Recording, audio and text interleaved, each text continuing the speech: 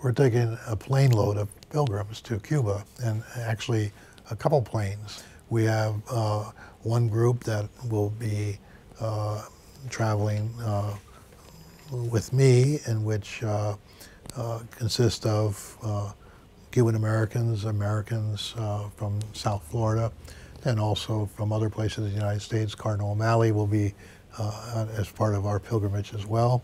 And then we have a group of young people that are going as part of a youth pilgrimage. And then, of course, the Knights of Malta, the Cuban Association of Knights of Malta are going. There's a lot of excitement. Some people have been to Cuba before. Others, it'll be their first trip to Cuba. This is my third time accompanying pilgrims to Cuba for a papal visit. I went in 1998 when John Paul II visited Cuba, the first time a pope visited Cuba.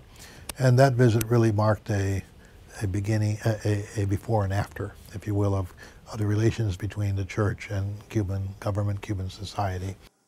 Cuba tiene un alma cristiana y eso la ha llevado a tener una vocación universal.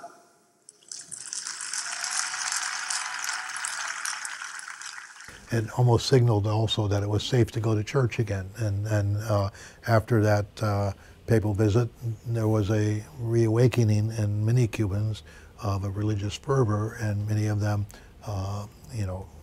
went back to church or discovered the church for the first time. The Pope, during that visit, also, spoke or gave very powerful homilies, which I think really, if we look at them today, we can see in those homilies a roadmap of where the church should be going in the future years as it attempts to accompany the Cuban people.